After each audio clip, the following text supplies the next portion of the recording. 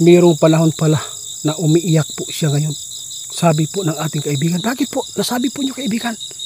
Di ba? Sinabi po niyo isang gabi na walang pagsisisi po ang kanyang naranasan at nararamdaman.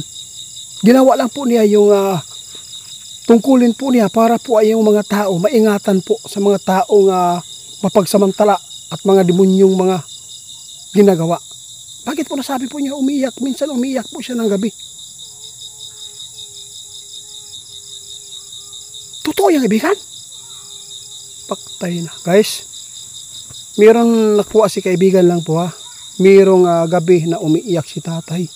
Na-miss po niya yung mga anak po niya dito. Mahirap po talaga, no?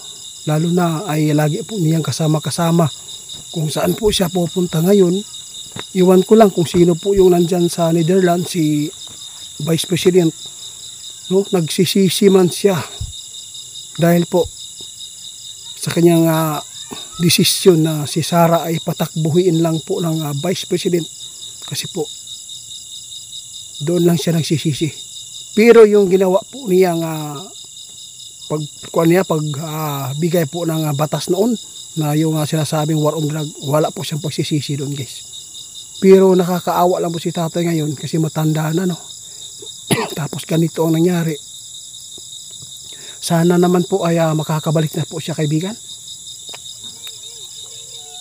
Malapit na po na makakabalik si Tatay Digong. Pero hindi pa natin alam kung ano po ang resulta nito. Hindi po natin alam kung ano po ang mga hudyat po ng mga supporters po ng mga Duterte ngayon. Kasi po mahirap po na magpapaabot tayo na hindi po totoo. Kung gawa-gawa lang, mahirap po. Ito po ang masasabi ng ating kaibigan. Mag-ingat tayong lahat at magdasal kasi po hindi po natin alam, hindi po natin hawak ang panahon, no? Kung ano po ang mangyayari at darating po sa ating buhay dito sa ating bansa. Hindi po natin dapat i-focus po sa isang problema, no?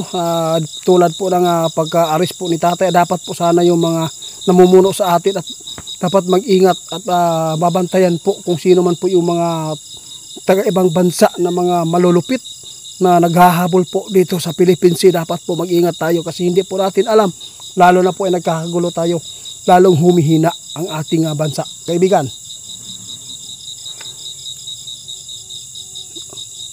meron man pong pagsisisi ang naranasan ni tatay dahil po sa kanyang decision na hindi po daw tama, no?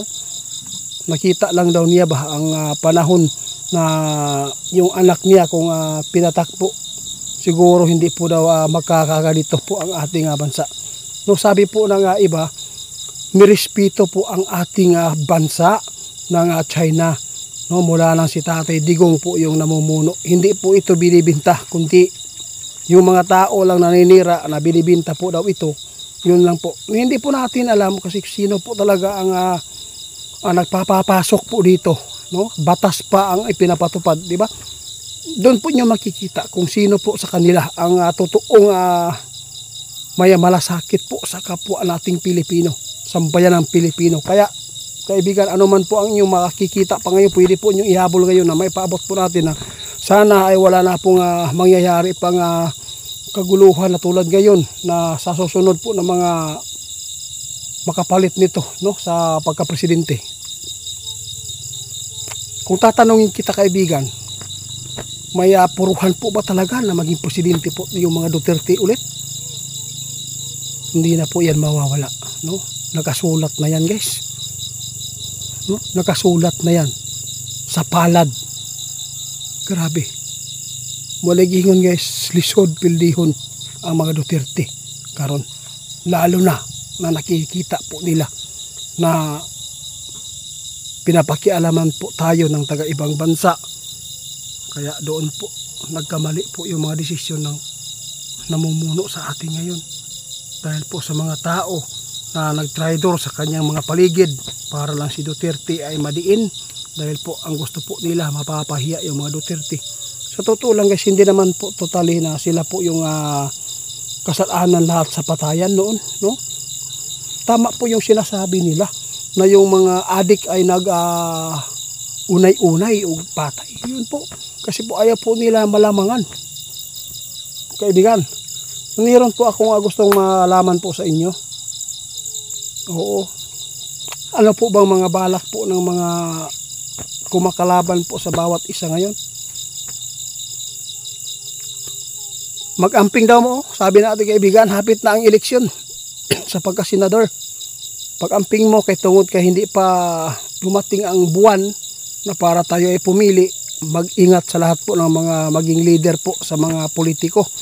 No, para po hindi kayo mapapahamak kasi hindi pa yan nakikita niyo yung mga kalaban na marami pong namamatay dahil po sa posisyon.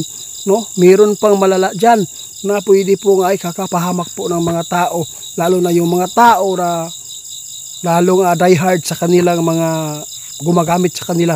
No, pagdating ng panahon guys, hindi ka na yan papansinin. Yan po talaga, dapat po maging wais po tayo. Kung ano man po ang dapat po natin ihalal dito sa ating bansa para po ay kung ano man ang mga problema ay yung makita natin ba agad po silang tumugon. Di tulad ngayon, no? Nagkagulo pa sa budget, PhilHealth, grabe yung mga korupsyon na nangyayari ngayon din po. Kaya salamat po kaibigan sa inyong ipinapabot. Hanggang dito na lang muna yung ating pagkipag-usap kay kaibigan guys kasi po aalis po sila kaibigan. Pakumusta na lang po kay kay Duwinding Linyo at saka ni Sintak at saka si Pichay. Salamat po sa inyong pagsuporta, no? Daghang kayong salamat o kung ano man po ang mga impormasyon, pwede po anytime po ako ninyong kalapit na magparamdam kayo, anytime po akong magbibigay po ng tugon sa inyo para po pumunta dito kung saan po gusto ninyo na ako ay makakausap po niyo para maiparating po natin sa ating bansa at sa mga makapanood nito kung ano man po ang mga impormasyon tulad po ng kalamidad, no? Wala po bang kalamidad po ngayon na nakikita po ninyo?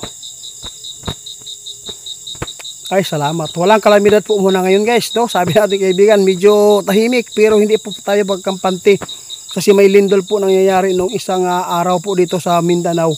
Mag-ingat tayo, siguro aabot po siguro ng 5.5 pero wala naman po siya nakikita ngayon na yung bagyo. Basta mag-ingat po talaga lahat kasi hindi po natin hawak ang panahon na kung kailan, kung sino ang tatamaan po ng mga kalamidad o disgrasya. Kaya ingat sa pag-drive. Maraming salamat sa inyong suporta guys, sa lahat po ng mga subscriber natin na laging nakasuporta. Salamat po sa inyo, mag-amping at ingat. Sir Joey at Ate Nimpa, salamat po sa inyong suporta.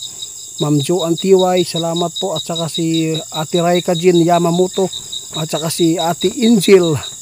Ate, salamat po sa suporta at saka basta hindi ko man mababasa, nandyan po kayo sa puso namin.